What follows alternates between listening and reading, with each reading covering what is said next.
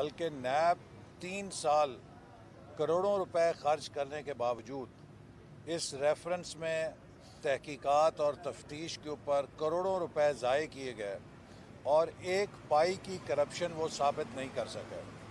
یہ کیس اس بات کا واضح ثبوت ہے کہ کس طرح مسلم لیگ نون کی قیادت پہ من گھڑت، جھوٹے اور الف لیلا کی کہانی کے کرپشن کی داستانیں بنا کر قوم کو گمراہ کیا گیا، مسلم لیگ نون کی کردار کشی کی گئی اور عمران نیازی ان جھوٹے افسانوں کے اوپر اپنی سیاست چمکاتا رہا۔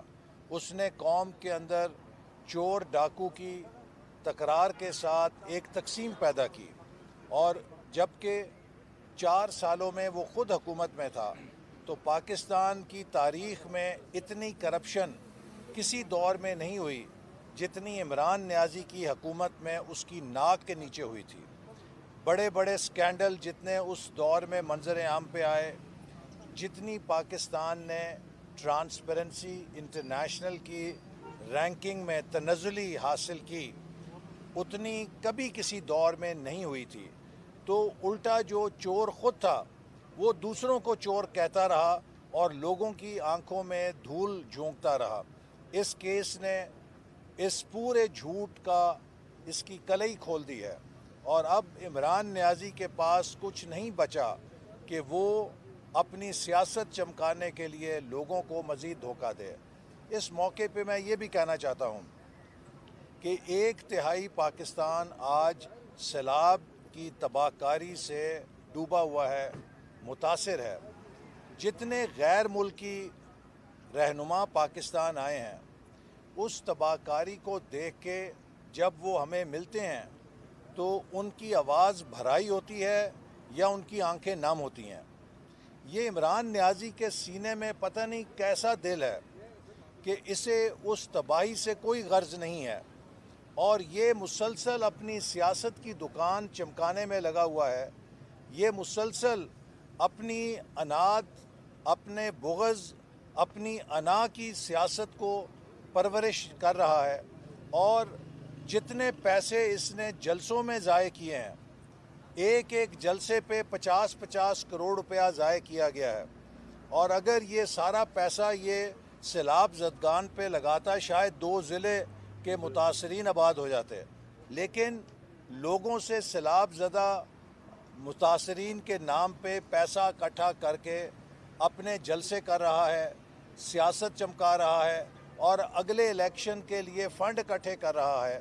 جیسے کہ پہلے اس نے شوکت خانم کے نام پہ پیسہ اکٹھا کیا اور اس پیسے کو پھر اپنے الیکشن کی تشہیری مہم میں، ایڈورٹائزنگ کیمپین میں جھونک دیا۔ تو اس قدر بددیانت انسان، اس قدر خائن انسان کہ جو لوگوں سے خیرات کے نام پر پیسہ اکٹھا کرے اور اس کو اپنی سیاست میں استعمال کرے، شاید دنیا کی تاریخ میں پیدا نہیں ہوا۔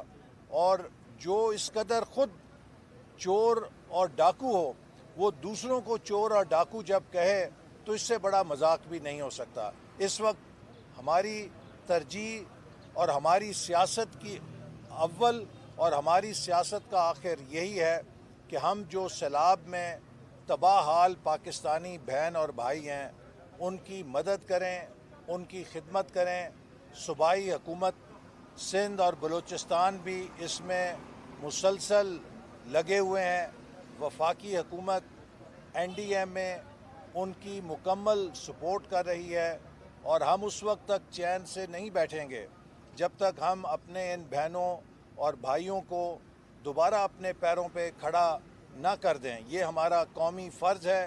ہم نے ملک کا انفراسٹرکچر جو تباہ ہوا ہے اس کو دوبارہ تعمیر کرنا ہے، ہم نے ملک کی زراعت کو دوبارہ کھڑا کرنا ہے۔ یہ وہ ترجیحات ہیں جن پر سب کو توجہ دینے کی ضرورت ہے، اور آئندہ جو موسمیاتی تبدیلی سے ممکنہ طور پہ آفتیں آ سکتی ہیں، ان کے لیے ہمیں تیاری کرنی ہے۔ اس موقع پر الیکشن کی تکرار کرنا، اس موقع پہ فوج کے خلاف نعرے لگوانا، آپ دیکھیں کہ صبح کو ہیلی کاپٹر کا کریش ہوتا ہے جس میں ہمارے 6 افسر اور جوان شہید ہوتے ہیں، اسی روز دوپہر میں گورنمنٹ کالج یونیورسٹی میں عمران نیازی فوج کے خلاف نعرے لگواتا ہے۔ یہ پاکستان کے دشمنوں کے ایجنڈے پہ کام کر رہا ہے۔ جو فورن فنڈنگ عمران خان کو آتی رہی ہے وہ مفت کی نہیں آتی تھی۔ جب کوئی آپ کو پیسہ دیتا ہے وہ فری لنچ نہیں کراتا، وہ پھر اس کے ساتھ فرمائشی پروگرام بھی دیتا ہے۔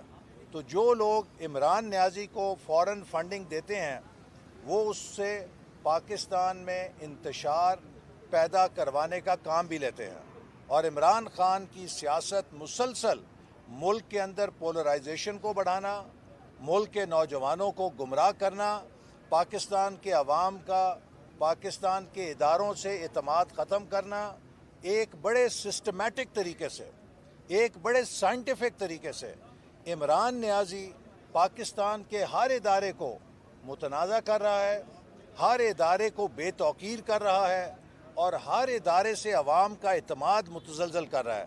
یہ ہائیبرڈ وار کے انسٹرومنٹس ہوتے ہیں جو دشمن ممالک کسی ملک کے اندر جس کو وہ ٹارگٹ کرتے ہیں، استعمال کرتے ہیں اپنے ایجنٹس کے ذریعے، کہ اس ملک کو انٹرنلی امپلوڈ کرنے کے لیے آپ اس ملک کے شہریوں اور اس ملک کے اداروں کے درمیان ہر تعلق کو کاٹ دیں، اور اس کے بعد وہ ملک اندر سے کھوکھلا ہو جاتا ہے۔ تو عمران نیازی نے فوج کو ٹارگٹ کیا ہوا ہے، عدلیہ کو ٹارگٹ کیا ہوا ہے، پارلیمنٹ کو ٹارگٹ کیا ہوا ہے، الیکشن کمیشن کو ٹارگٹ کیا ہوا ہے، اور پاکستان کے آئین کو ٹارگٹ کیا ہوا ہے۔ ہر محاذ کے اوپر، ہر نشانے کے اوپر اس کا جو میزائل ہے اس کا ایک ہی ہدف ہے کہ پاکستان کے آئین کو پامال کرنا، پارلیمنٹ کو بے توقیر کرنا، عدالتوں کو بے توقیر کرنا، فوج کو بے توقیر کرنا، اور پھر جو کہتے ہیں کہ جی سائفر کی تحقیقات ہو جائیں، سائفر کی تحقیقات ہو جائیں، میں اسمبلی میں آ جاؤں گا۔ سائفر کی تحقیق کس نے کرنی ہے؟ سپریم کورٹ نے کہہ دیا کہ اس کے اندر کچھ نہیں ہے۔ پاکستان کے فوجی مسلح افواج کے سربراہوں نے، سروسز چیفز نے، نیشنل سیکیورٹی کمیٹی کے اندر کہہ دیا اس میں کچھ نہیں ہے۔ پاکستان کی جو سیکیورٹی ایجنسیاں ہیں، چاہے وہ آئی ایس آئی ہے، چاہے وہ ایم آئی ہے، چاہے وہ آئی بی ہے، اس کے بعد اور کون ہے؟ تمام انٹیلیجنس ایجنسیز نے کہہ دیا اس کے اندر کچھ نہیں ہے۔ پاکستان کی وزارت خارجہ نے کہہ دیا اس کے اندر کچھ نہیں ہے۔ اب اس کے بعد بتائیں کہ انٹیلیجنس ایجنسیز، پاکستان کی مسلح افواج، پاکستان کی وزارت خارجہ، اس کے علاوہ اس کی تحقیقات سپریم کورٹ، ان کے علاوہ کون تحقیق کر سکتا ہے؟ ان سب نے تو فیصلہ دے دیا ہے۔ تو کیا عمران نیازی کسی غیر ملکی ایجنسی سے تحقیقات کرانا چاہتے ہیں؟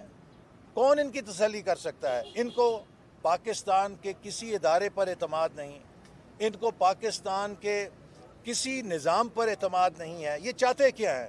یہ صرف انارکی چاہتے ہیں، لوگوں کے درمیان یہ ڈاؤٹس پیدا کر کے، شبہات پیدا کر کے، ان کا اعتماد متزلزل کر کے نیشن کی سیلف اسٹیم کو تباہ کرنے کے ایجنڈے پر عمران نیازی ہے کہ قوم کے نوجوانوں کو بتائے کہ ہم غلام ہیں۔ ایک ایٹمی طاقت غلام نہیں ہو سکتی۔ عمران نیازی تمہارا دماغ غلام ہوگا، پاکستانی قوم غلام نہیں ہو سکتی۔ ہم ایک آزاد قوم ہیں، ہم ایک ایٹمی طاقت ہیں۔ ہمارے نوجوانوں کو کیا سبق دے رہے ہو کہ ہم غلام ہیں؟ ہم کس کے غلام ہیں؟ ہم کسی کے غلام نہیں ہیں۔ تم اپنے نفس کے غلام ہو، تم اپنی انا کے غلام ہو، تم اپنی لالچ کے غلام ہو، تم اپنی ہوس کے غلام ہو۔ پاکستانی قوم کسی کی غلام نہیں ہے۔ آزادی عمران نیازی تمہیں چاہیے، اپنی انا سے آزادی چاہیے، اپنے ہوس سے آزادی چاہیے، اپنے لالچ سے آزادی چاہیے، اپنی نفرت سے آزادی چاہیے۔ اس سے آزادی حاصل کرو، پاکستانی قوم کی آزادی کی فکر نہ کرو۔ ہمیں قائد اعظم نے آزادی دلوائی تھی، اور محمد نواز شریف نے 28 مئی 1998 کو اس آزادی کو ایٹمی دھماکہ کر کے ناقابل تسخیر بنا دیا تھا۔ اب ہمیں تمہارے جیسے 2 نمبر آدمی کی ضرورت نہیں ہے جو پاکستان کو کسی نئی آزادی سے ہمکنار کرے۔ تم تو ملک کو غلام بنانے کی سازش پہ کام کر رہے ہو۔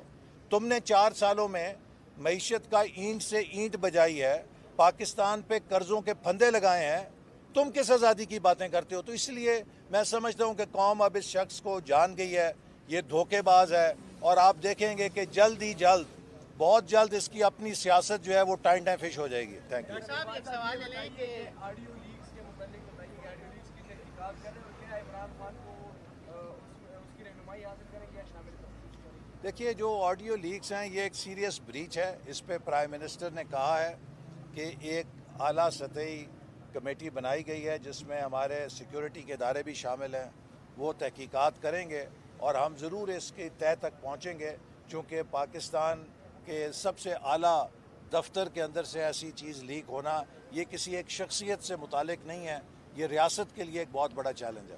احسن صاحب کیا کہیں گے, مہنگائی کا طوفان ہے وہ رک نہیں پا رہا, ڈار صاحب بھی واپس آ گئے ہیں, لیکن آپ نے جیسے بات کی کہ جو لاڈلا پن ہے عمران خان جن اداروں کی جانب سے کیا جاتا رہا ہے, کیا سمجھتے ہیں کہ اب وہ لاڈلا پن ختم ہو جانا چاہیے, عمران خان صاحب کو بھی جو ہے ٹیبل ٹاک کی طرف آ جانا چاہیے؟ دیکھیے, عمران خان ایک ضدی انسان ہے. ہم نے اسے پہلے کہا تھا کہ یہ استعفے دینے کی غلطی نہ کرنا. اس کے اپنے ایم این ایز نے اسے سمجھایا تھا کہ استعفے نہ دلواؤ, اور اس کے اپنے ایم این ایز کہتے رہے کہ ہم اسمبلی نہیں چھوڑنا چاہتے, اور ابھی بھی وہ اسمبلی نہیں چھوڑنا چاہتے. یہ صرف عمران خان کی ضد ہے جو انہیں اسمبلی سے باہر لے گئی تھی, اور عنقریب عمران خان کو یہ پتہ لگ جائے گا کہ اس نے غلط فیصلہ کیا تھا. اور جیسے وہ مختلف چیزوں پہ یو ٹرن لیتا ہے, وہ استعفوں کے معاملے پہ بھی یو ٹرن لے کے کچھ دنوں بعد اسمبلی